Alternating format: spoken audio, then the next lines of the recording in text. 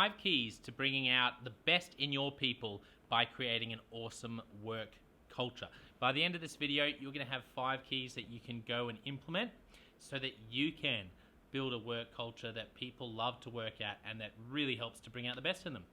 I'm John O'White, founder and principal consultant of Clarity. We work with leaders around the world, and we would love your help if you would subscribe or follow whatever channel you're listening or watching on, and also share it. It helps us to get the word out there to help more leaders become the best they can be, and also so that you can stay in the loop with all the content we produce about leadership. So 5 keys to building a work culture that brings out the best in your people. The first key is understand them. The first key is understand them. You know, Patrick Lencioni has a wonderful book called The Truth About Employee Engagement. And in that book, he talks about 3 different key areas of engagement or disengagement. That if an employee is struggling in one or more of these areas, it's very likely they're not going to be engaged. And one of the things that he talks about is anonymity. Anonymity. If an employee feels anonymous, then they're not going to be as engaged in the organization as they could be. So you want to create a work culture that brings out the best in people. How anonymous do your people feel? How known do your people feel?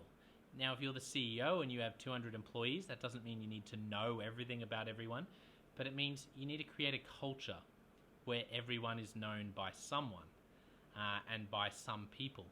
And if you can do that, where people feel understood and they feel known by others, then that is the first key. The second key is personality tools, really practically. If you want to bring out the best in people, you've got to find out what the best is in them.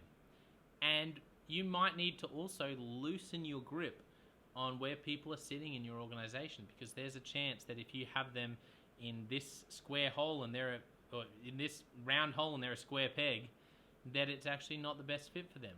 So if you really want to commit to this and create a work culture that brings out the best in people, it means loosening your grip on where people are right now, and doing that by having some personality profiles.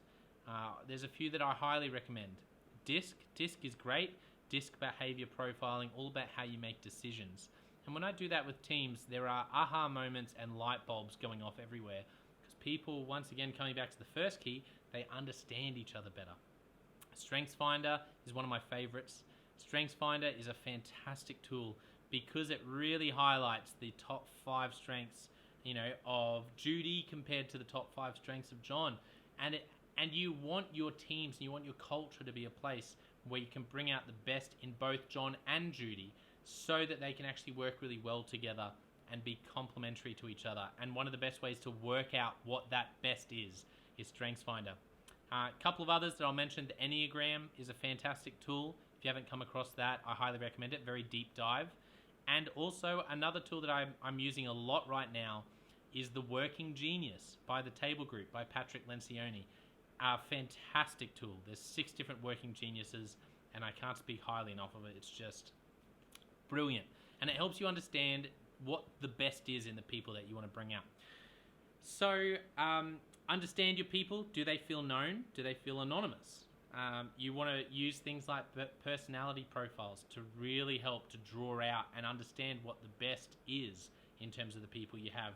The third one, I've already mentioned this, but I just want to highlight again, is flexibility in structure and roles. If you want to create a workplace that is a space for people to really feel like I come to work and they invest in me and they draw the best out of me, then we need to let go of this 20th century. It worked in the 20th century that we have everyone in these structures and they stay there for 10 years. That's just not how it works now. And if you want to be successful and create this sort of culture, then you have to let that go. And you have to deal with the challenge, and it is a challenge, of finding the best people you can in the world, bringing them on board, and then finding the right place for them. And I'm sorry, it doesn't matter what industry you're in, it doesn't matter how small your business is, if you commit to this and you do it really well, your people will pay you back 100-fold. Because when someone invests in someone that much, they go, wow, it's amazing the loyalty that you breed. And you hold them in an open hand if they go and do something else, but you're going to need to be flexible with your organizational structures if you want to be doing that.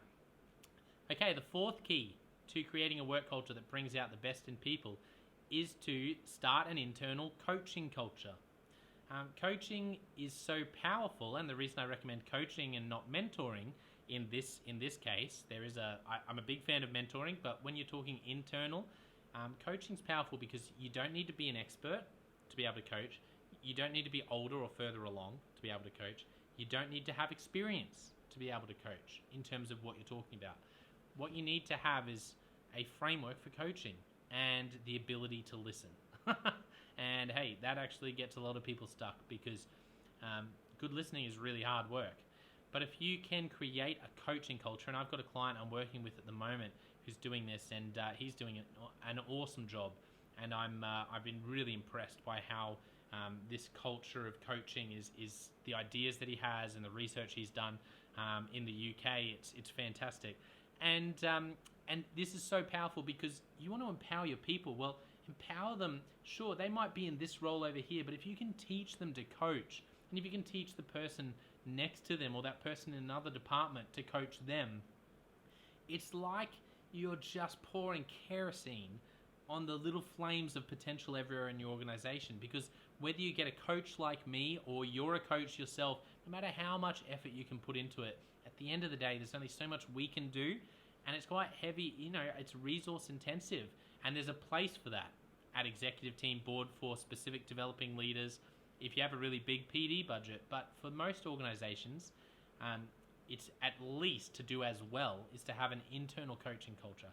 Highly recommend it. So that's the fourth key to creating a work culture that really gets the best out of your people.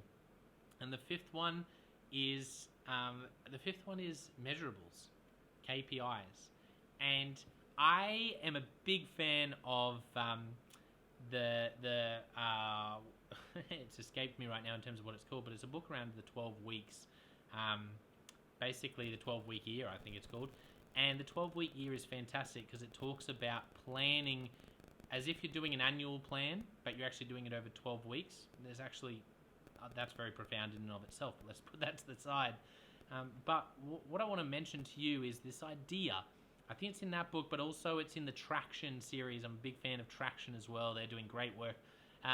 And it's this idea of everyone has a number. Everyone has a measurable.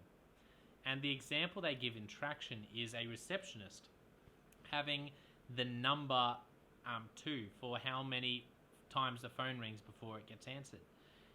And the beauty of a measurable, and it actually takes a lot of work and thinking and strategy to make sure it's the right number. But there's such power in a number because that number, that actually empowers that person, because in a role like, whether it's a receptionist or whether you're a middle manager, whether you're the chief operating officer, or whether you're in finance for an organization, whether you're a teacher, it's hard to know whether you're doing a good job. And we all struggle with this at times. And so think creatively, think strategically, find a measurable. And if you want to start somewhere, then start with yourself. Find one measurable. One thing that I do in Clarity, just to give you an example, recently is one of my measurables for me was just the number of phone calls I was having with prospective clients every week. And so that's just one number. There's so much that I do across Clarity, but in that one number, I know that, hey, for me, I know that sort of things are on track if that number's in a good place. And so it just gives me a bit of a litmus test to go, yeah, okay, things are going well, I am doing a good job. Imagine if every person in your organization had that. Wow. That's why a work culture that you get the best out of people, you've got to give them clear measurables. And having a measurable for every person to be able to say, you know what, I smashed my measurable this week. That's so powerful. So there are 5 keys to creating a work culture that gets the best out of people. It would really help us out, and it really does help us out when you subscribe and like and share. So please do that wherever you're watching or listening, because that really helps us to get the word out, to help more leaders to become the best they can be, and also for you, so you stay in the loop. We've got heaps of great leadership content coming out all the time, and we want to make sure you don't miss out on that. So thanks for watching or listening, and I'll see you next time. Cheers.